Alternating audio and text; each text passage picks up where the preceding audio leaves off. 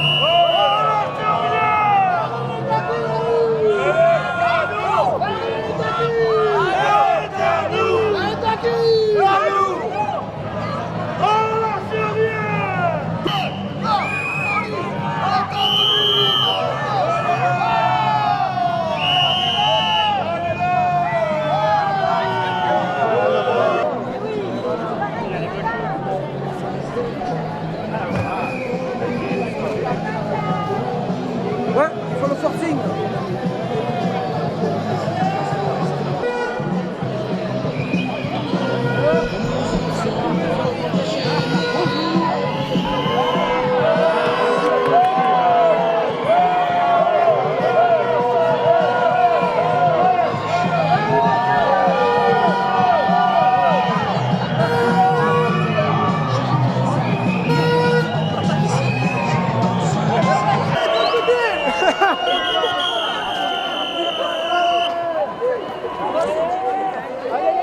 C'est drôle.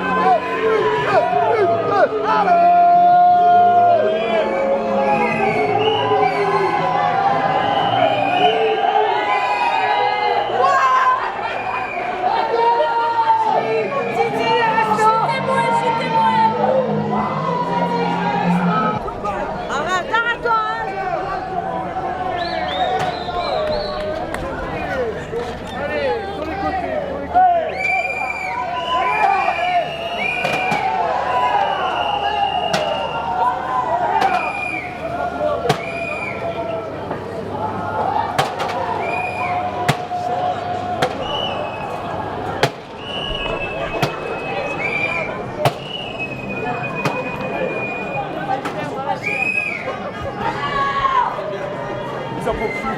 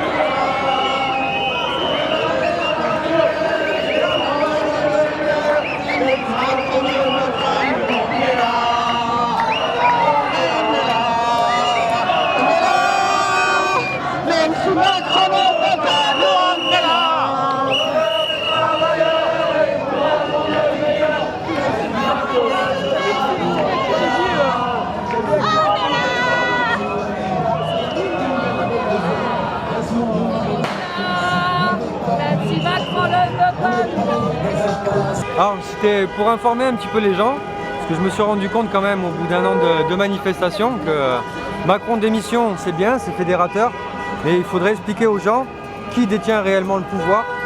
En réalité, l'Union européenne, c'est elle qui détient le pouvoir, c'est un pouvoir supranational, donc au-dessus des nations. Ça veut dire que nous ne pouvons plus rien faire alors maintenant. Ça veut dire en d'autres termes, le RIC par exemple, il est anticonstitutionnel. C'est-à-dire il n'aura de portée que le peu de droits qui restent en réalité aux États membres. La révolution ne sert plus à rien alors. La révolution, en fait, pour ma part, je pense qu'elle devrait passer par un Frexit. Quand on voit aujourd'hui la Grande-Bretagne, alors on peut juger la Grande-Bretagne, hein, on peut les aimer ou pas, mais le principal c'est pas ça, c'est de voir le déroulé des événements et surtout voir une chose, c'est que on ne peut pas négocier avec l'Union européenne quand on est dans l'Union européenne, parce qu'on est bloqué par les traités, par le libre-échange. On ne peut pas remettre de l'argent dans le soin, pardon, je perds mes mots, dans les hôpitaux, parce qu'on pourrait pas, on n'a pas le droit dans l'Union européenne de concurrencer les organismes privés, on n'a pas le droit de concurrencer le privé. Mais donc, d'après BFM, le Brexit va faire plonger la Grande-Bretagne. Oui, eh ben c'est là que justement intervient la charte de Munich. La charte sur l'intégrité du journalisme. Le papier toilette de Pujadas, si j'ose dire. Alors, à BFM, ils disent que ça irrite un peu les fesses, mais je pense qu'ils s'y sont habitués parce que ça fait longtemps qu'ils se torchent le cul avec.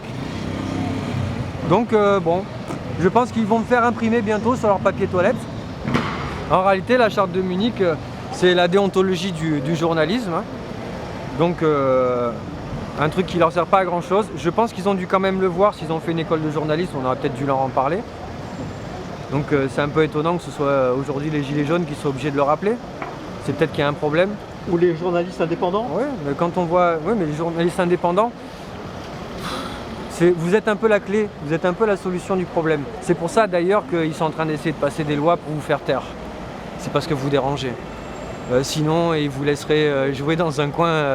Si ça les énervait pas, ils ne prendraient pas des mesures. Donc je crois qu'il y a la loi Avia 2 là, qui va renforcer. Alors c'est bien, on veut interdire aux gens de filmer les flics, il me semble. Alors je vais leur rappeler quelque chose, hein, c'est quand on avait la loi n'est pas passée pour filmer les flics maintenant. Quand on avait interdit les pitbulls, le lendemain tout le monde se promenait dans la rue avec un pitbull. Donc très bien qu'ils le fassent. Quand ils auront interdit les téléphones, demain on aura tous un téléphone à la main, ils ne pourront pas foutre tout le monde en prison. Donc ils continuent, finalement je pense qu'ils font que renforcer le mouvement. Et ça continuera. Et moi ce que j'essaye de faire depuis un an, c'est d'essayer de... Un an et demi maintenant. Hein. 1 an et demi, mais je vois plus le temps passer. Hein. Oui, je me suis un peu perdu dans mes traités européens et dans mes articles. Par exemple, les gens veulent arrêter l'évasion fiscale. L'évasion fiscale, c'est l'article 63 de la Constitution européenne. Il est interdit aux pays membres de limiter le flux des capitaux. En d'autres termes, quand on délocalise une entreprise, on délocalise aussi les capitaux. Ça, c'est autorisé dans l'Union européenne. Donc, bon... On veut interdire l'évasion fiscale. Vous avez le Luxembourg qui est un paradis fiscal de l'Union européenne qui fait peut-être 30% de son PIB grâce à l'article 63 de la Constitution européenne. Donc on va aller dire avec le RIC hein, qu'on veut arrêter l'évasion fiscale. Et là le Luxembourg, il faut savoir que l'article 48 de l'Union européenne, révision des traités, il faut l'accord unanime des 27, parce qu'on est 27 maintenant, pays membres pour modifier les traités européens. Donc on va aller demander au Luxembourg, qui fait 30% de son PIB avec l'évasion fiscale, d'abroger l'article 63 de la Constitution européenne. Ça s'appelle le statu quo. Donc le RIC n'aurait de portée que, en réalité, le pouvoir qui reste aux pays membres, c'est-à-dire en gros la jeunesse et les sports, la couleur des panneaux. Ça va pas aller très très loin. Donc c'est pour ça que je me suis un petit peu auto-attribué cette tâche et que je prends un peu la tête à tout le monde depuis un an avec mes traités européens. Et voilà, c'est pas toujours facile, mais je continue. Voilà.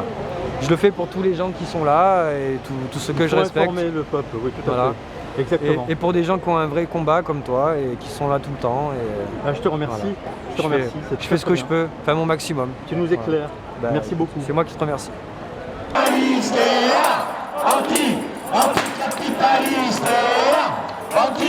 anticapitaliste, anticapitaliste.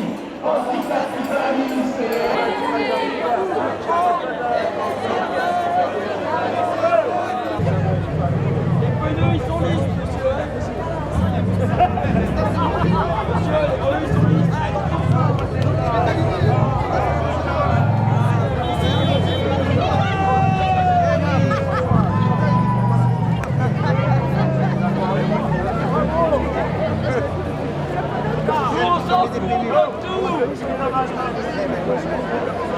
mecs qui mettent des amendes et ils ont les polices, tu crois ça?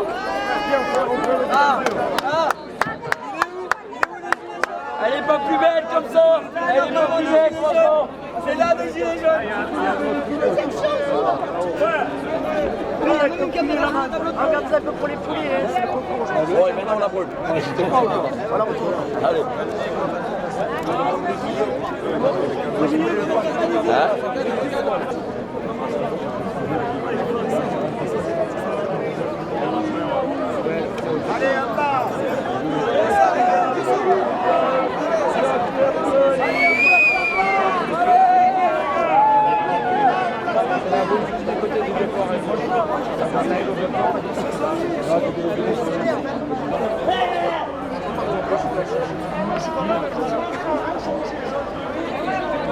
Voilà. François Asselineau qui a dit. Elle a dit, on leur donne. C'est Ségolène Royal elle-même, elle l'a dit. Oui, mais François Asselineau aussi l'a dit. Oui, Asselineau, oui. Asselineau Elle a aussi. dit, on leur proposera une Europe de droite, une Europe de gauche, c'est-à-dire une Europe quand même, mais on ne leur demandera jamais s'ils veulent en sortir. Ouais. Donc en fait, tu aurais pu voter Sarkozy, Ségolène Royal, un pot de yaourt, une chaise en plastique. Elle fera la politique de la, de la Commission européenne. Ouais, c'est ça. Elle respectera les GOP, grandes orientations de politique Et comment économique. moi je suis adhérent, UPR, je suis adhérent. Oui, c'est vrai que c'est beaucoup. Et oui, je suis adhérent. On était en train de discuter. À force, on finit par se, on finit par se retrouver. Et tu as vu pour le handicap, c'est ce qui se passe pour le handicap aussi, ils diminuent l'âge, en fonction du salaire et tout. C'est des directives européennes aussi.